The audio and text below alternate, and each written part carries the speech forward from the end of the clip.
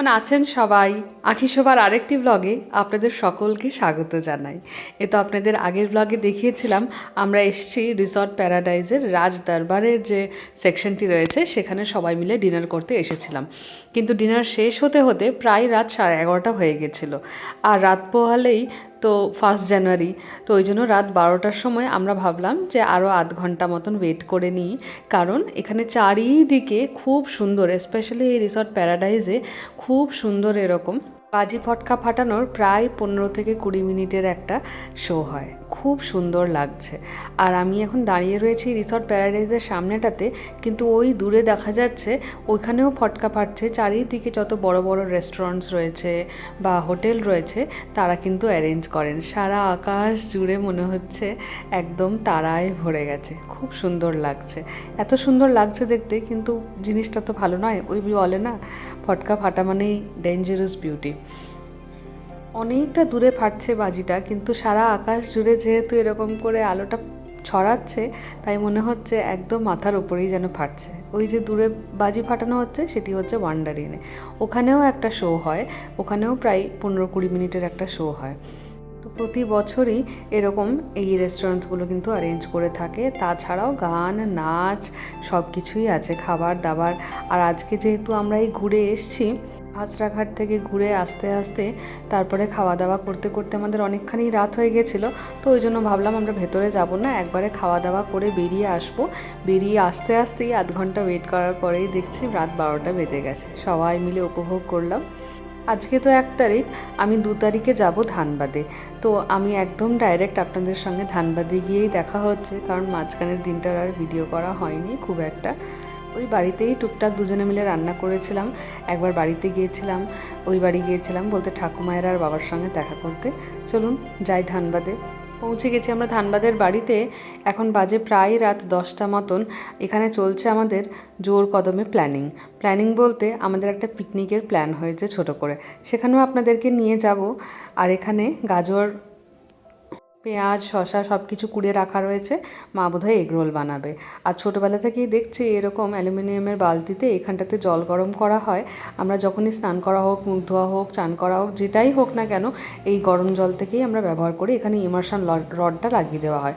আসলে আমাদের টিসকোর কোয়ার্টারে এসি বা ধরুন গিজারের মতন বড় ভোল্টেজ যেগুলো ব্যবহার করে সেই ইলেকট্রনিক্স জিনিসগুলো কিন্তু ব্যবহার করা যাবে না। তাহলে একখানা হবে নাকি? 12টা, ওটা একটা এক পেটি নিয়ে নিলে হয়তো 24 পিস মনে হয় 100। এক পেটি 12টা থাকে 1 লিটারের। 1 লিটারে 12টা থাকে, হ্যাঁ। ওইটা লিয়া হয়েছে। কি লিয়া হয়েছে? কি জিনিস আমার বলা আছে দোকানে। আচ্ছা আচ্ছা, ওই জলের বোতল। লিস্ট বানা আছে, এগুলো ওগুলো শোনা হচ্ছে, আমি বলে দিয়েছি লিস্ট তো বানা আছে।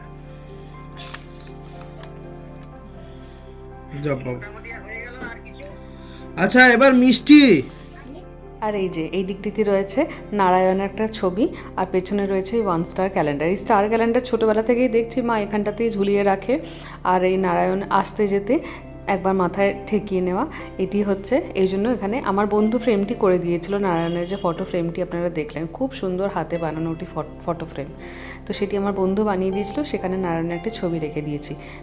ঠাকুরের কাছেও রয়েছেন, কিন্তু এখানে যেতে আসতে একবার করে মাথাটা ঠেকিয়ে নেওয়া হয় আর কি। বিশাল, উত্তম কাকা, ইন্দ্রজিৎ কাকু, কাকাই সবাই এখন কনফারেন্স কলে। ওখানে পিকনিকের প্ল্যান হচ্ছে। আমার আর মায়ের খাওয়া হয়ে গেছে। আর আপনাদেরকে একটা জিনিস দেখাই, ওই সরোজনি গিয়েছিলাম দিল্লিতে, আপনাদেরকে তো দেখিয়েছিলাম। তো এই যে এই জ্যাকেটটা আমি কিনেছিলাম।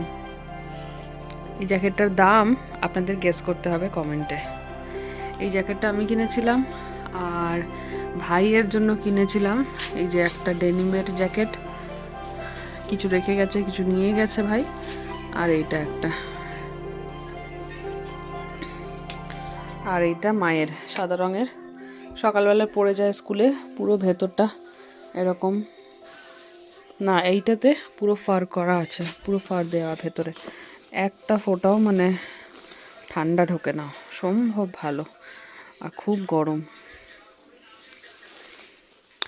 যাই হোক চলুন, রাত হয়ে গেছে অনেকটা। একটু মাথাটাও ব্যথা ব্যথা করছে, শুই এবার।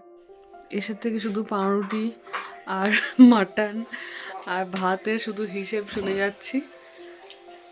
খুব মাথাটা ধরেছে, তাড়াতাড়ি শুয়ে পড়ি, কালকে প্রচুর কাজ আছে। যা গন্ধ বেরাইছে না, গন্ধ বেরাইছে। পেঁয়াজ টমেটো, আদা রসুন পেঁয়াজ টমেটো আর হাঁসের ডিম। যে কালকে স্যান্ডউইচটা একটা তুমি খেয়ে আর নিয়েছো। এই ডিম বলটা এটা বলা যাবে না।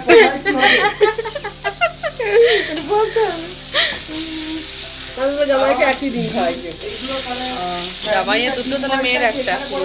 মেয়ে একটা খেয়ে নিয়েছে যে। ইঁদুরে খেয়েছি। দেখেই বড় করে খেয়ে। যাই হোক, চলুন ভিডিওটাও তাহলে আজকে এখানেই শেষ করছি। সবাই খুব ভালো থাকবেন, সুস্থ থাকবেন, সাবধানে থাকবেন। কেমন লাগলো ভ্লগটা আমাকে অবশ্যই কমেন্টে জানাবেন। ভালো লাগলে একটা লাইক করে দেবেন। সবাই ভালো থাকবেন, দেখা হচ্ছে খুব শিগগিরই।